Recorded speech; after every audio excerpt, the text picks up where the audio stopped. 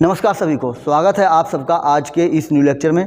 आज हम लोग इस लेक्चर में बात करने वाले हैं दर्पण सूत्र के बारे में, जो कि आप लोगों की डिमांड थी कि सर दर्पण सूत्र को एक बार अच्छे से समझा दीजिएगा। तो आज हम लोग जो है दर्पण सूत्र को देखने वाले हैं।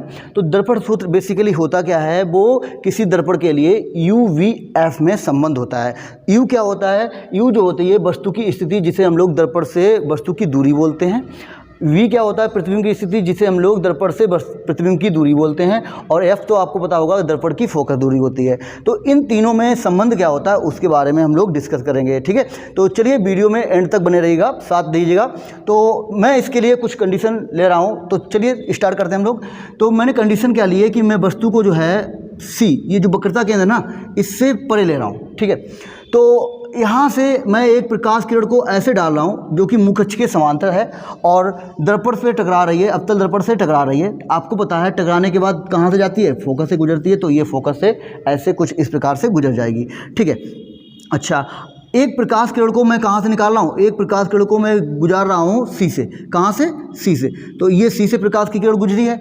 आपको पता है कि जहाँ पर प्रकाश किरणें मिलेंगी वहाँ पर प्रतिबिंब बनेगा। एक्चुअली में अगर देखा जाए तो सी से जो प्रकाश किरण चलती है ना, वो टकराने के बाद परावर्तन के पश्चात वापस उसी मार्ग में लौट जाती है, यानी कि कुछ इस प्रकार ऐसे वापस लौट आएगी, ठीक है। तो आप देखिए दोनों प्रकाश किरणें यहाँ पर कट करी हैं। तीसरी कंडीशन मैं यहाँ पर एक और लगा रहा हूँ। वो क्या कंडीशन है कि यदि मैं प्रकाश किरण को मान लीजिए ध्रुव पर आपतित कर रहा हूँ, यानी कहाँ पर गिर रही है? ध्रुव पर। तो दर्पण के ध्रुव पर गिरती है, तो आपको पता है कि वो जो है जिस कोण से, जितने कोण से गिरती है उतने कोण से वापस होती है।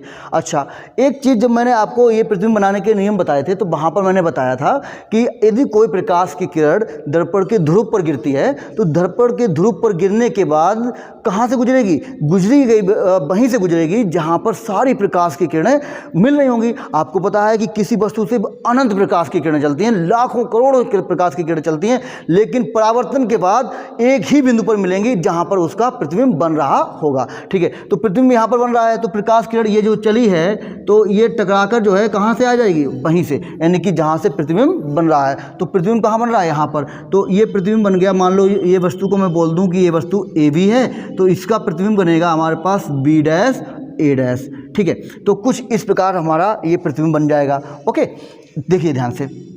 अच्छा, तो आप देखो ध्यान से, ये जो प्रकाश की किरण मैंने ये वाली गुजारी है जो ध्रुव पर आपतित हो रही है, ये परावर्तित होकर निकली है। आपको पता है कि यदि जो प्रकाश की किरण ध्रुव पर गिर रही है, तो जो सी से प्रकाश की किरण चलती है ना ध्रुव की ओर, तो वो उस पर क्या बन जाती है? अवलंब बन जाती है। तो ये अवलंब बन चुकी होगी। ये आपतित किरण है, तो आपतित किरण अवलंब के बीच के कोण को हम लोग जानते हैं आपतन कोण, जिसे हम लोग आई से प्रदर्शित करते हैं। बिल्कुल सही बात है। और यहाँ पर ये परावर्तित किरण है, ये अवलंब है। इसके बीच के जो कोण होता है उसे हम लोग परावर्तन कोण बोलते हैं, जिसे हम लोग आर से प्रदर्शित करते हैं। इतनी बात हम लोगों को पता है पहले से, इतनी बात हम लोग जान रखे हैं। तो ये जो भी है, जो भी मैंने डायग्राम बनाया है, जरा एक बार फिर से देख लेते हैं। ये मैंने वस्तु को लिया सी से पीछे, यहाँ से मुख्य अक्ष के समांतर प्रकाश की किरण को गुजारा। आपको पता है समांतर चलने वाली फोकस से जाती है, ये फोकस से चली गई। एक प्रकाश किरण को मैंने सी से गुजारा, सी से जो जाती है वो टकराने के बाद वापस उसी मार्ग में लौट आती है, ठीक है। अच्छा, एक प्रकाश किरण को मैं ध्रुव पर आपतित कर रहा हूँ, तो ध्रुव से आपतित होने के बाद जो प्रकाश की किरण है वो वहीं पर निकलेगी कहाँ से? जहाँ पर प्रतिबिंब बन रहा होगा। तो प्रतिबिंब कहाँ बन रहा है? यहाँ पर बन रहा है। यहाँ पर जहाँ पर प्रकाश किरणें कट रही हैं, तो यहाँ प्रतिबिंब बन जाएगा। तो आपको पता है कि जब कोई प्रकाश की किरण ध्रुव पर आपतित होती है, तो जो सी से वक्रता केंद्र से ध्रुव पर प्रकाश की किरण जो चलती है वो अवलंब का कार्य करने लगती है, तो अवलंब बन जाता है। तो ये अवलंब बन चुका होगा, तो ये आपतित किरण है और ये अवलंब है। अवलंब और आपतित किरण के बीच के कोण को आपतन कोण बोलते हैं, जिसे हम लोग आई से प्रदर्शित करते हैं। और परावर्तित किरण, ये वाली परावर्तित किरण है ना, और ये अवलंब है। इसके बीच के कोण का क्या बोलेंगे हम लोग? आर बोलेंगे, जो कि आपको दिख रहा होगा कि आर है, ठीक है। अच्छा, तो अब देखिए, अब हम लोग यहाँ पर क्या करने वाले हैं, बहुत अच्छी तरीके से आप लोग ध्यान दीजिएगा, ठीक है। मैं यहाँ पर दो त्रिभुज को साथ ले रहा हूँ। अब वो दो त्रिभुज कौन कौन से हो सकते हैं? देखिए, मैं पहला त्रिभुज ले रहा हूँ बेटा, V dash A dash P. इस बिंदु को मैं नाम दे रहा हूँ कि ये बिंदु एम है, ठीक है। इस बिंदु को मैं नाम दे दिया कि ये एम है। B dash A dash P, और दूसरा मैं त्रिभुज ले रहा हूँ, यहाँ पर समकोण त्रिभुज ले रहा हूँ, एफ एम पी। अब यहाँ पर आपको दिख रहा होगा कि सर ये तो मतलब वक्र बन रहा है। देखिए दर्पण जो है बहुत ही छोटा होता है, उसका द्वारक बहुत छोटा होगा। तो अगर छोटा होगा बेटा तो ये बिंदु एम जो होगा बिल्कुल पी के पास होगा। अगर मैं यहाँ से लंब डालूँ तो आप देखेंगे कि लंब बिल्कुल पी के पास गिर रहा है। ठीक है, तो हम दर्पण के द्वारा को छोटा लेकर चल रहे हैं, छोटा होता है तो आप छोटा लेंगे तो बिंदु एम जो है बिल्कुल पी के पास आ जाएगा। तो जो लंब गिरेगा वो बिल्कुल पी पर ही गिरेगा आकर। ठीक है, तो ये समकोण त्रिभुज ही बनेगा हमारे पास, मतलब एक ये एफ एम पी त्रिभुज, एफ एम पी समकोण त्रिभुज बनेगा। ठीक है, अब लंब जो भी लंब डाला था वो बिंदु पी पर ही गिरेगा आकर। ठीक है, तो हम लोग यहाँ पर यही मान के चलेंगे। ओके, तो पहले देखो त्रिभुज में ले रहा हूँ कौन सा, B dash A dash F, ये वाला। इसे मैं थोड़ा थोड़ा आपको यहाँ पर सेट कर दे रहा हूँ ताकि आपको दिखाई दे। ठीक है, दूसरा मैं ले रहा हूँ F P M, F P M, ये वाला, ये पूरा। ठीक है, ये वाला। तो देखो यहाँ पर मैंने समकोण त्रिभुज लिया, समकोण त्रिभुज, पहला समकोण त्रिभुज B dash A dash F, B dash A dash F, व समकोण त्रिभुज दूसरा मैंने लिया है, देखो ध्यान से कौन सा, F P M, F P M में अगर हम लोग बात करें तो देखो ध्यान से। ठीक है, आ जाओ देखो चित्र की तरफ देखो। आपको पता है ये कोण 90 अंश होगा। ठीक है, ये कोण 90 अंश होगा। ठीक है, इसमें ये कोण 90 अंश, ये कोण 90 अंश, और ये कोण ध्यान दीजिएगा, इस त्रिभुज में B dash A dash F में ये कोण और इसमें एफ पी एम में ये वाला कोण आपस में कैसे होंगे, बराबर होंगे। क्यों? क्योंकि एक रेखा ये है, दूसरी रेखा ये है, दोनों एक दूसरे को काट रहे हैं, दोनों एक दूसरे को काट रही हैं किसी बिंदु पर। और जब किसी बिंदु पर दो रेखाएं एक दूसरे को काटती हैं तो आपको पता है शीर्षाभिमुख कोण बन जाते हैं वो, और शीर्षाभिमुख कोण आपस में कैसे होते हैं, बराबर होते हैं। कक्षा 9 में हम लोगों ने प्रयोग में पढ़ी है कि शीर्षाभिमुख कोण आपस में कैसे होते हैं, बराबर होते हैं। कब? जब दो रेखाएं एक दूसरे को किसी बिंदु पर काटती हैं। तो आप देखोगे ये कोण कैसा हो गया, बराबर हो गया। अगर बच्चा ये कोण बराबर हो चुका है तो आप देखो ये त्रिभुज में, इन दोनों समकोण त्रिभुज में दो कोण बराबर हो चुके हैं। और अगर किसी त्रिभुज में दो कोण बराबर हो जाते हैं तो वो त्रिभुज समरूप त्रिभुज कहलाते हैं। तो इसमें आपने देखा कि दो कोण आपस में बराबर हो चुके हैं। एक कोण 90 अंश मिला और दूसरा ये शीर्षाभिमुख कोण मिला। तो ये समकोण कैसे हो जाएंगे बेटा, समरूप त्रिभुज होंगे, समरूप त्रिभुज। ठीक है, समरूप त्रिभुज होंगे। और समरूपता की हम लोग कंडीशन लगाएंगे। क्या लगाएंगे? समरूपता की कंडीशन। समरूपता की कंडीशन क्या होती है हम लोग जानते हैं, यदि दो त्रिभुज एक दूसरे के समरूप हो जाते हैं, सम मतलब समान, रूप मतलब एक जैसे, मतलब एक जैसे ही दिखने लगे त्रिभुज, तो वो क्या कहलाते हैं, समरूप त्रिभुज कहलाते हैं। अब यहाँ पर समरूपता की कंडीशन क्या होती है, समरूपता की कंडीशन होती है बच्चा कि यदि हम लोग उस त्रिभुज में किसी एक त्रिभुज में यदि हम कोई भुजा ले रहे हैं, जैसे मान लो लंब वाली भुजा ली है तो फिर हम लोग लंब वाली भुजा को लेंगे। ठीक है, उनका अनुपात, और अगर आधार वाली भुजा ली है तो आधार वाली भुजा का अनुपात कैसा होगा, बराबर होगा। ठीक है, तो यहाँ पर देखिए इस वाले त्रिभुज में ये भुजा मैंने ली ए डैश बी डैश, और इस वाले त्रिभुज में मैंने क्या ली, ये वाली भुजा ली एम पी। ठीक है, एम पी कैसी हैं, लंब वाली भुजा ली है। अब मैं आधार वाली ले रहा हूँ तो आधार वाली क्या है, ए डैश एफ, ये देखो ये वाली ए डैश एफ बटे इसकी भुजा देखो पी एफ या एफ पी। ठीक है, एफ पी कैसी होंगी, बराबर होंगी। कैसी होंगी, बराबर, यानी कि उनका अनुपात कैसा होता है, बराबर होता है। Very good. तो अब जरा ध्यान से देखिएगा आप लोग, मैं क्या यहाँ पर बोल सकता हूँ, कि एम पी जो है वो ए बी के बराबर है। क्या बोल सकता हूँ? बिल्कुल। आप देखो ध्यान से, ये जो रेखा है और ये जो रेखा है दोनों एक दूसरे के समांतर रेखा है। ठीक है, समांतर रेखाएं। तो दो रेखाएं एक दूसरे के समांतर कब होती हैं, दो रेखाएं एक दूसरे के समांतर कब होती हैं, जब उनके बीच का कोण कितना हो, 0 हो, या उनके बीच की दूरी प्रत्येक बिंदु पर कैसी हो, समान हो। यहाँ पर देखो, यहाँ देखो, यहाँ देखो, यहाँ देखो, यहाँ देखो, कहीं भी देखो आपको वो दूरी सदैव कैसी मिलनी चाहिए, बराबर। अगर बराबर है तो वो कैसे हो जाए, वो रेखाएं कैसी होंगी, समांतर रेखाएं होंगी। तो आप देखो ये दोनों समांतर रेखाएं हैं, पहले से हम जानते हैं समांतर रेखाएं हैं, तो इनके बीच की दूरी कैसी होगी, बराबर होगी। तो ए बी बराबर एम पी, इसलिए हम यहाँ पर लिख सकते हैं कि ए बी बराबर एम पी। तो जहाँ पर एम पी है वहाँ पर मैं ए बी लिख सकता हूँ। तो ये बन जाएगा ए डैश बी डैश बटे ए बी बराबर ए डैश एफ बटे एफ पी। इसको मैंने समीकरण 1 बोल दिया। ठीक है, ओके। अब मैं बात करने वाला हूँ दूसरे दो समकोण त्रिभुज लेने वाला हूँ फिर से। अब वो समकोण त्रिभुज कौन से होने वाले हैं, जरा एक बार गौर फरमाइएगा, चित्र की तरफ आइए, मेरे साथ आइए। तो देखिए ध्यान से, सबसे पहले मैं लेने वाला हूँ BAP, ठीक है, समकोण त्रिभुज BAP। दूसरा समकोण त्रिभुज B'A'P, यानी कि ये बड़ा वाला त्रिभुज, ठीक है, ये वाले, ठीक है। तो अगर ध्यान से देखो आप, समकोण त्रिभुज मैंने लिया BAP व समकोण त्रिभुज, यहाँ पर देखिए B'A'P में अगर हम लोग बात करें तो देखो ध्यान से, ये कोण और ये कोण 90 अंश, क्लियर।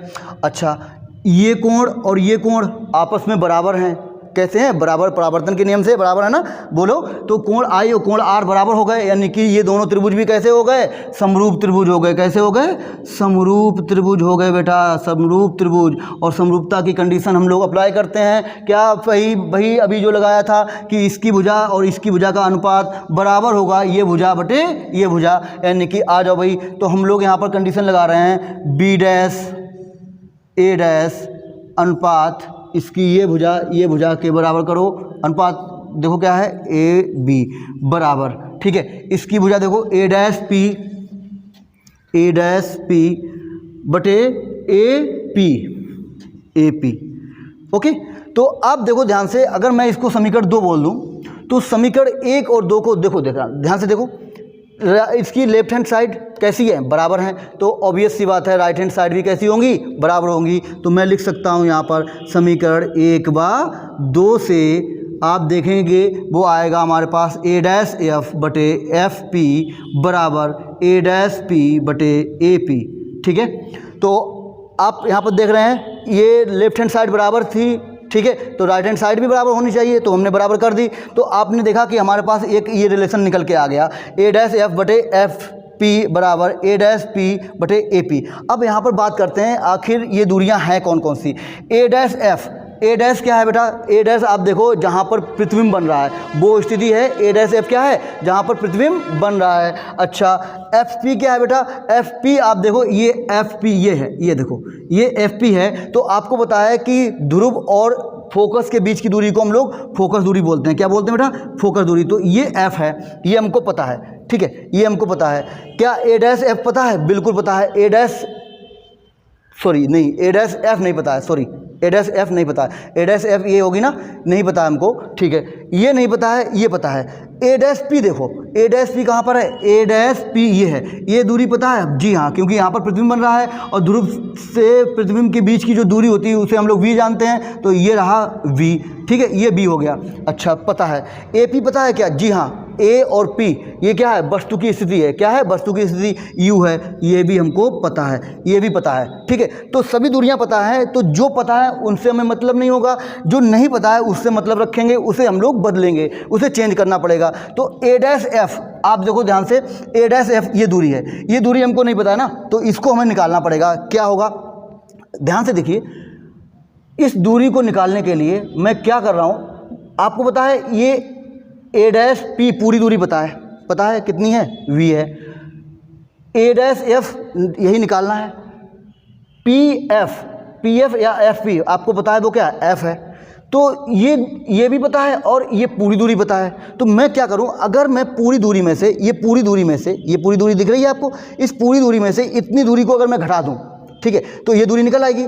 जैसे कि मान लीजिए ये पूरी दूरी ये हमको पता है, इतनी दूरी ये पता है और ये हमको चाहिए, तो क्या करूं, पूरी दूरी में से इतनी दूरी निकाल दी जाए, ठीक है, पूरी दूरी में से इतनी दूरी निकाल देंगे तो ये दूरी बचेगी। तो आप देखोगे ध्यान से कि A'F की जगह मैं लिख सकता हूँ A'P माइनस FP, ठीक है। तो यहाँ पर मैं A'P की जगह लिख सकता हूँ A'P माइनस FP बटे FP बराबर A'P बटे AP। अब हमको सारी दूरियां यहाँ पर पता हैं।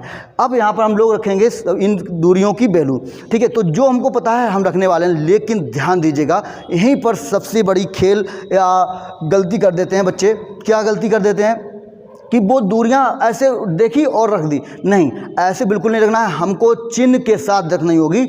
उसको देखना पड़ेगा कि वो दूरी पॉजिटिव है या निगेटिव, ठीक है। वो कैसे देखते हैं, हमने पिछले वीडियो में बताया, बार बार बताते आ रहे हैं कि सारी दूरियां हम लोग कहाँ से मापते हैं बेटा, ध्रुव से मापते हैं। कहाँ से मापते हैं, दर्पण के ध्रुव से मापते हैं। तो ध्रुव से मापेंगे, जितनी भी दूरी होगी सब ध्रुव से मापी जाएंगी। अच्छा, अब एक तो कंडीशन पता चल गई कि ध्रुव से मापते हैं, लेकिन बात यह है कि पॉजिटिव निगेटिव कब होने वाली है। तो पॉजिटिव निगेटिव कब होगी बच्चा, ध्यान दीजिएगा। प्रकाश किरण हमें पता है बाएं से डाली जाती है, यानी दर्पण पर किधर से चलती है, बाईं ओर से। तो प्रकाश की किरण इधर चल रही है। अगर हम दूरी भी ऐसी माप रहे हैं, ठीक है, प्रकाश किरण इधर चल रही है, दूरी भी इधर ही माप रहे हैं, यानी एक ही दिशा में दोनों चीज़ें हैं, तो वहाँ पर पॉजिटिव साइन लिया जाएगा। और अगर मान लीजिए प्रकाश किरण इधर चल रही है, दूरी मैं माप रहा हूँ उसके विपरीत दिशा में, यानी कि उल्टी माप रहा हूँ, तो उल्टी जब भी मापेंगे या विपरीत मापेंगे तो वहाँ पर क्या लेंगे, निगेटिव साइन के साथ लेंगे, ठीक है। इतनी बात तो क्लियर हो गई होगी। चलिए अब वैल्यू पुटअप करते हैं। तो बेटा देखो ध्यान से, ए डैश पी क्या है, वी है, ठीक है, रखेंगे। लेकिन ध्यान दीजिएगा कहाँ से माप के रखेंगे, पी से। तो चलो मापते हैं। तो पी से मापेंगे, ए डैश की तरफ चले तो क्या मिलेगा, क्या मिला हमको, वी मिला। लेकिन प्रकाश किरण चल रही है इस तरफ, दूरी माप रहे हैं हम लोग इस तरफ, प्रकाश किरण इधर, दूरी इस तरफ, प्रकाश किरण इधर चल रही है, दूरी इस तरफ माप रहे हैं। तो किस साइन के साथ ली जाएगी, अपोजिट हो गए ना, विपरीत हो गए तो निगेटिव साइन के साथ। तो ये माइनस का वी बन जाएगा, और माइनस ये रहा एफ पी, यानी कि ये दूरी लेनी है हमको, एफ पी। तो देखो ध्यान से, हम लोग दूरी कहाँ से मापेंगे, यहाँ से मापेंगे। तो इधर मापेंगे, प्रकाश किरण इधर चल रही है, दूरी इस तरफ, तो किस साइन के साथ, निगेटिव। तो ये भी हो जाएगा माइनस का एफ हो जाएगा। अच्छा, एफ पी तो वही है, यानी माइनस का एफ बराबर ए डैश पी क्या है, ए डैश पी अभी देखा क्या निकाला था हम लोगों ने, माइनस का वी, और ये रहा हमारे पास ए पी, यानी कि ये दूरी है। तो प्रकाश किरण इधर, ध्रुव से मापेंगे हम लोग इधर, प्रकाश किरण इधर चल रही है, दूरी हम लोग इधर ले रहे हैं, तो माइनस साइन के साथ ली जाएगी, यानी माइनस का यू। ये बात तो आपको समझ में आ गई होगी, ठीक है, ओके। तो देखो ध्यान से, अगर मैं यहाँ पर देखूँ तो यहाँ से ऊपर से माइनस चिन्ह कॉमन ले सकता हूँ। तो मैं जब माइनस चिन्ह कॉमन लूँगा तो आप देखिएगा माइनस चिन्ह मिल गया हमको कॉमन, माइनस चिन्ह कॉमन मिल गया। तो यहाँ बचेगा v प्लस का ये माइनस का f बन जाएगा, और बटे में माइनस का f, ठीक है, बराबर। यहाँ देखो माइनस से माइनस कट जाएगा तो v बटे u बन जाएगा, ठीक है। यहाँ पर देखो अब ये माइनस से माइनस कट जाएगा, ऐसे यहाँ पर ये कट चुका होगा, ठीक है। तो देखो ध्यान से, v माइनस एफ बटे एफ बराबर v अपान u बन चुका होगा। हम लोग यहाँ पर कैंची गुणा, जिसे हम लोग क्रॉस मल्टीप्लाई बोलते हैं, तो कर लीजिएगा, इसका गुणा इसके साथ होगा। तो v minus F into you बराबर v इंटू एफ, अंदर गुणा करेंगे तो b into you minus u into F बराबर v इंटू एफ, ठीक है। एक काम करते हैं, मैं इसको समीकरण 3 बोल दे रहा हूँ, और समीकरण 3 में u v f से भाग दे रहा हूँ, ठीक है। समीकरण 3 में u v f से भाग देने पर, हम भाग देंगे तो भाग बेटा दोनों तरफ देना पड़ेगा, दोनों तरफ देंगे, ठीक है। तो इधर बनेगा हमारे पास v u minus u f अपान u v f बराबर v f अपान u v f, क्लियर। अब देखो इसको मैं अलग अलग कर सकता हूँ, अलग अलग करूँगा तो ये बनेगा हमारे पास u v बटे u v f minus u f बटे u v f बराबर v f बटे u v f, ठीक है। अब देखो कुछ ना कुछ कट रहा होगा, तो देखो ध्यान से, यहाँ से u से u कट जाएगा, v से v कट जाएगा, यहाँ पर u से u, f से f, यहाँ पर आप देखेंगे v से v, f से f कट जाएगा। तो हमारे पास यहाँ पर आप देखेंगे क्या बचा है, हमारे पास यहाँ पर आप देखेंगे क्या बचा है, 1/f, क्या बचा है यहाँ पर 1/f, ऊपर एक बचा है, नीचे f, माइनस ये माइनस, यहाँ पर ऊपर क्या बचा है, एक, नीचे देखो, नीचे हमारे पास बचा है v बराबर, ये इधर देखो ऊपर क्या बचा है, एक, नीचे देखो क्या बचा है, u, ठीक है। अब मैं इसको अगर इधर ले जाऊं तो आप देखेंगे इधर बचेगा हमारे पास 1/f बराबर, ये पहले से इधर था 1/u, ठीक है। ये उधर गया माइनस का था, लेकिन उधर जाएगा तो प्लस का हो जाएगा बेटा, तो 1/v बन जाएगा, ठीक है। तो ये बन गया 1/f बराबर 1/u प्लस 1/v, यही होता है दर्पण सूत्र, क्या 1/f बराबर 1/u प्लस 1/v, यही संबंध होता है u v f में, ठीक है। तो उम्मीद करते हैं कि आप लोगों को अवतल दर्पण से जो UVF यानी कि दर्पण सूत्र होता है वो हम लोगों ने निकाल लिया है। 1/f बराबर 1/v प्लस 1/u अच्छे से हम लोग सीख चुके हैं। ओके, तो उत्तल दर्पण के लिए हम लोग नेक्स्ट वीडियो में बात कर लेंगे। Okay, thank you.